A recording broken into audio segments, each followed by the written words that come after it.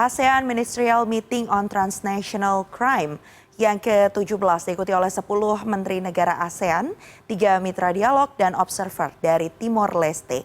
Dan kita sudah terhubung dengan koresponden CNN Indonesia Teddy Zuhari di sana. Selamat sore Teddy. Teddy, apa saja yang menjadi rangkaian kegiatan dan parade pada pembukaan ini?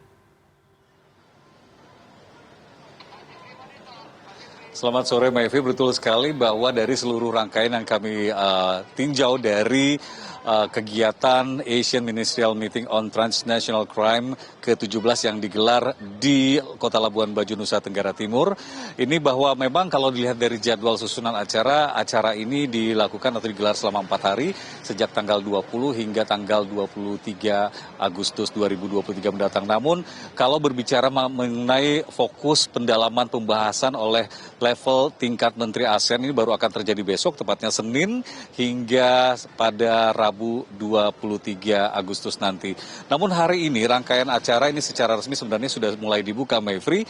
Tadi secara simbolis Kapolri Jenderal Polisi Listio Sigit Prabowo sudah menerima para delegasi termasuk delegasi dari negara-negara ASEAN. Juga ada 3 mitra negara yang ikut bergabung dalam melakukan pembahasan transnational crime ini. Misalnya tadi juga delegasi dari Jepang, kemudian Tiongkok dan juga Korea Selatan. Sementara Timor Leste ini juga ikut hadir dalam pembahasan ini. Dan kehadiran Timor Leste ini sebagai tim atau negara peninjau atau observer. Dan tadi juga kalau kita perhatikan sudah mulai dibuka dengan rangkaian acara kegiatan penyambutan. Diawali setelah menyambut para delegasi. Total informasi yang kami terima, mereka yang akan ikut dalam pertemuan ini sebanyak 275 orang delegasi dari negara-negara ASEAN dan juga mitra sahabat yang akan berdiskusi membahas kejahatan transnasional khususnya di wilayah ASEAN.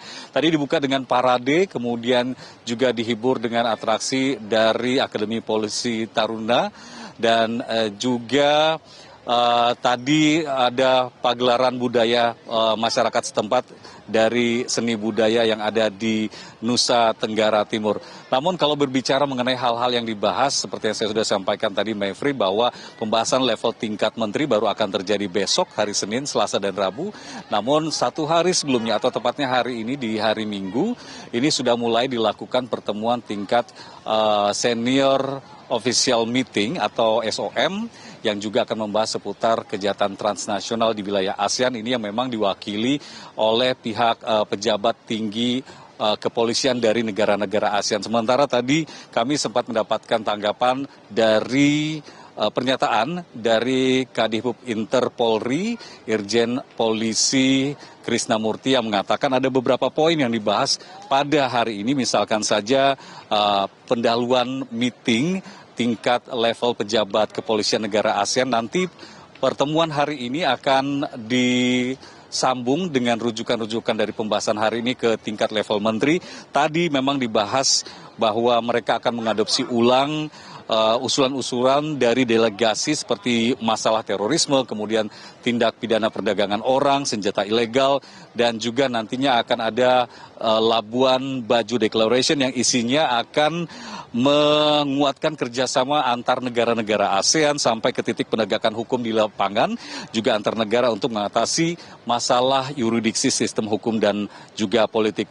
Selain itu, juga akan bertukar informasi dan juga pengembangan kapasitas masing-masing untuk bekerja sama, misalnya saja untuk mengejar dan menangkap pelaku yang mungkin saja ketika melakukan kejahatannya ini berpindah-pindah negara di kawasan ASEAN. Dan ini juga tadi yang disampaikan oleh Krisnamurti, mereka akan bertukar informasi bagaimana membahas hal-hal yurisdiksi ketika mengejar pelaku dan juga melakukan penangkapan. Dan berikut keterangan dari Kadifhub Interpolri, Irjen Polisi Krisnamurti. Apa yang paling penting TPPO lagi. Ya, kita ini TPPO dan ASEAN menyadari ini menjadi ancaman besar di masa kini. Ya, TPPO kita sepakat pengurangan TPPO. Kemudian yang kedua adalah bagaimana cara bertindak di lapangan. Nanti ketika kita mendapatkan permasalahan transnasional, itu usulan Polri dan ini diterima dan sepakat bulat ya kalau ini sampai hari ini saya dengar mereka sudah sepakat, dan kalau ini sudah sepakat maka besok tinggal diadopsi. Kalau adopsi bahasa umumnya kira-kira disahkan gitu oleh para menteri. Nanti akan dilaporkan kepada Bapak Presiden sebagai ketua ASEAN tahun 2023 dan akan lagi-lagi disepakati tingkat kepala negara. Jadi ini adalah cabang pertemuan yang kita rangkum nanti dibawa ke KTT ASEAN pada tanggal 7 bulan September 2023 oleh Bapak Presiden.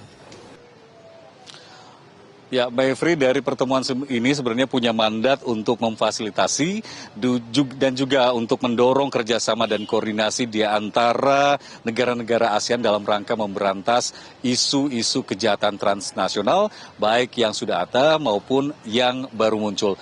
Kalau melihat dari informasi yang kami dapatkan, apa saja kita kemudian akan dibahas? Ada 11 poin, di antaranya adalah mengenai terorisme, kemudian perdagangan orang, kejahatan dunia maya atau cybercrime, kemudian juga ada penyelundupan senjata, perdagangan satwa dan kayu ilegal, serta perdagangan obat terlarang, pencucian uang, kejahatan ekonomi internasional, pembajakan laut, juga termasuk dibahas dalam pertemuan ini adalah penyelundupan manusia. Tentu kita juga akan melihat hal apa yang kemudian nanti menjadi MOU atau kesepakatan kerjasama di antara negara-negara ASEAN, khususnya tadi yang disampaikan oleh Kadifhub Interpolri Irjen Polisi Krisnamurti bahwa diusahakan ada kesepakatan kerjasama dengan negara-negara di kawasan ASEAN mengenai hal penting yakni tindak pidana perdagangan orang.